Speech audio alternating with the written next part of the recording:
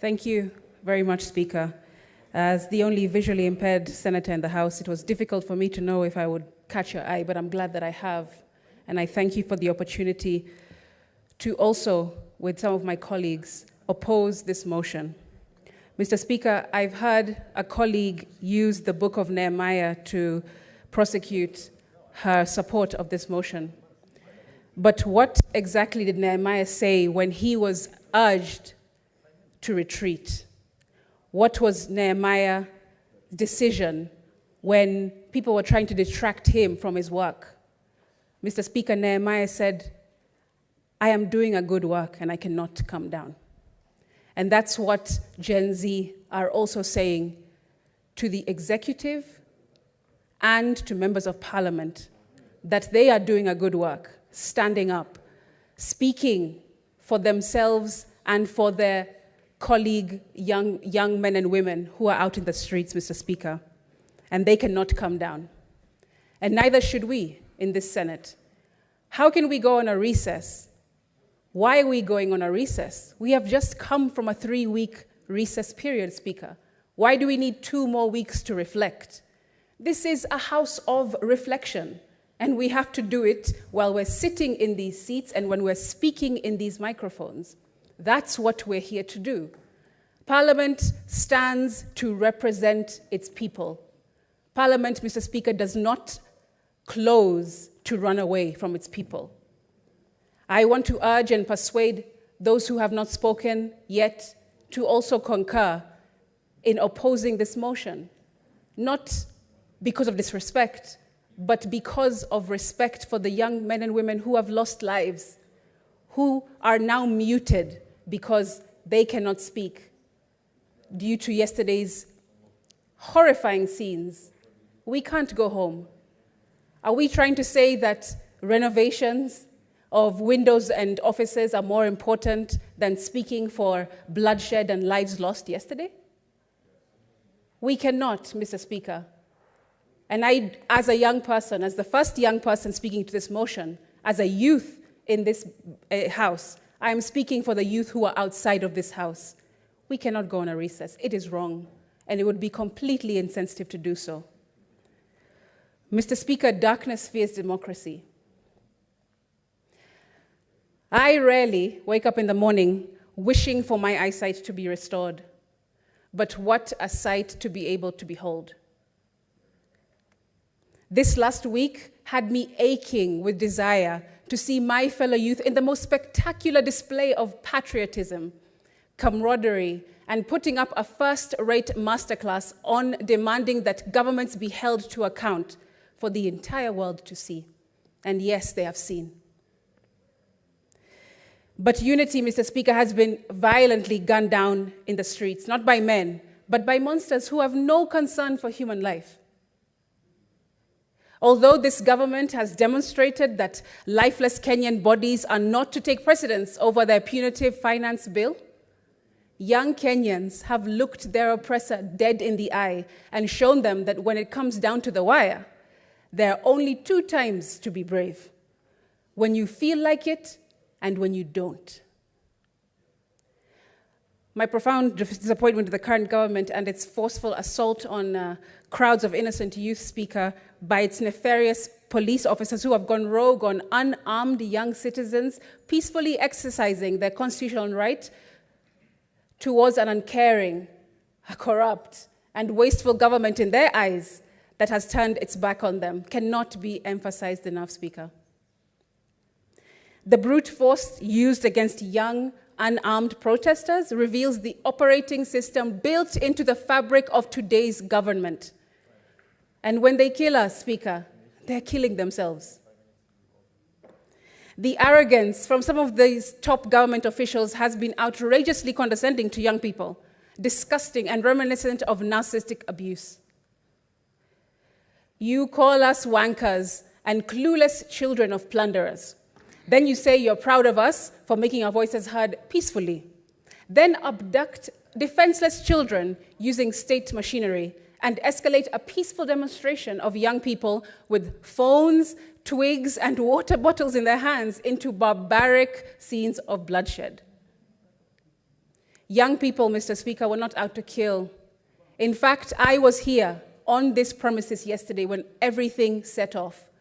And whilst I was separated from my security guard, Mr. Speaker, I also saw another member of parliament from the National Assembly who is a wheelchair user, who voted yes to the finance bill, also having been separated from his team and his aides and bodyguard.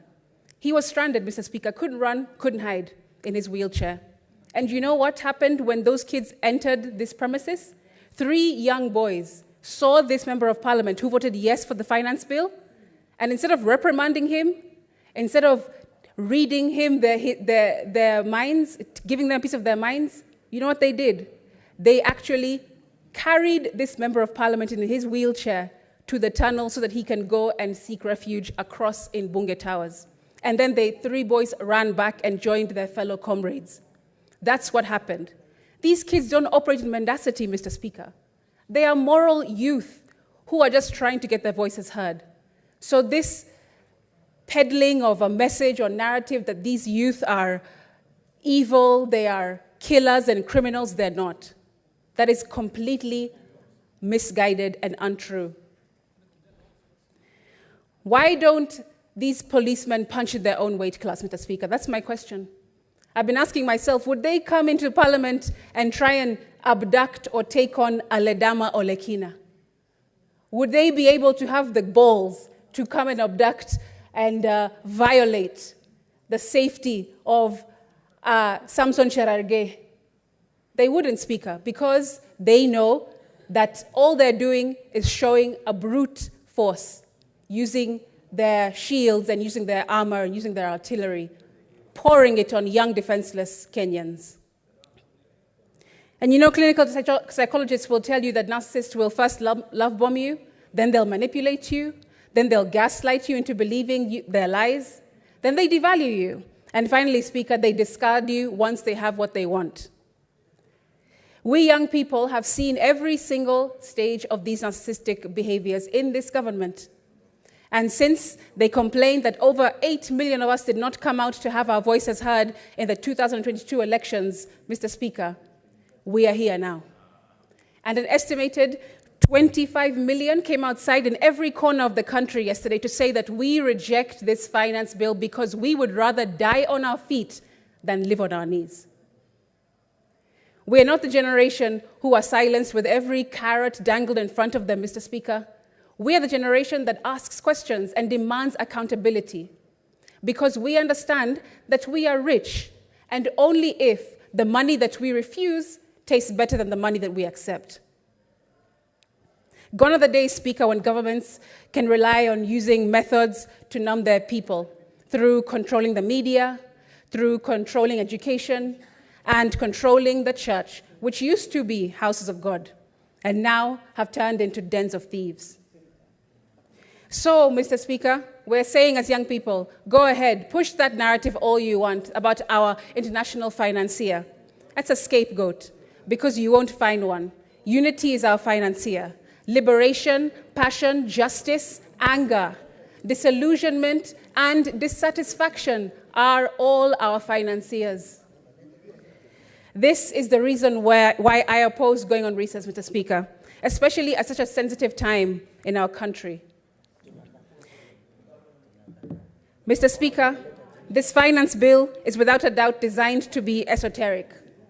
I believe that it's relied upon for citizens not to understand this document in full. The Prime Cabinet Secretary said a few days back, if the Finance Bill 2024 fails to pass, the implications are serious. It could result in a complete shutdown of the government and signal a vote of no confidence from the public. These and many statements, Mr. Speaker, are being peddled by government officials, and none of them are true. They tell the public how ominous the failure of the passing of the bill will be, but that's not true. Yet, Mr. Speaker, if the bill were to pass without the consent of the people, it will split the entire nation, and that's not what we want to see. Mr. Speaker, the President still has an opportunity to not put pen to paper. The Constitution clearly says that he has 14 days to assent to any bill that comes from Parliament. And he can still, right now, today, in this moment, decide not to sign this bill into ascension. Mr. Speaker,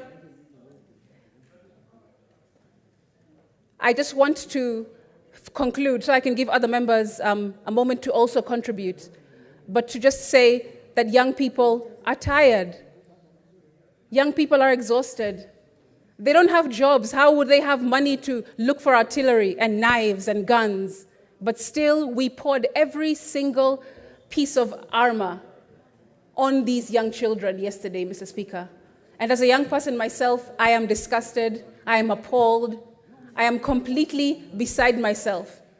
And I want to conclude by saying that my heart goes out to the families and loved ones who have lost people yesterday. Mr. Speaker,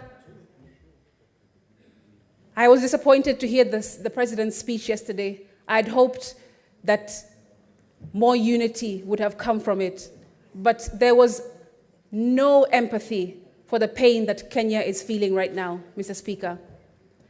There was absolutely no sign of benevolence when he spoke, Mr. Speaker. Mr. Speaker, I would have hoped that the President would have come to unify, would have stood in that address and unified the nation, but instead he threatened. Instead he was glassy. Instead he was cold. And Mr. Speaker, I just want to comfort those in closing by saying that even though they cut our wings and tie our feet, still we will rise. Viva, comrades. Now, Honorable Senators, it is 12:30, in fact 12:32. So pursuant to Standing Order 34-2A, I'm going to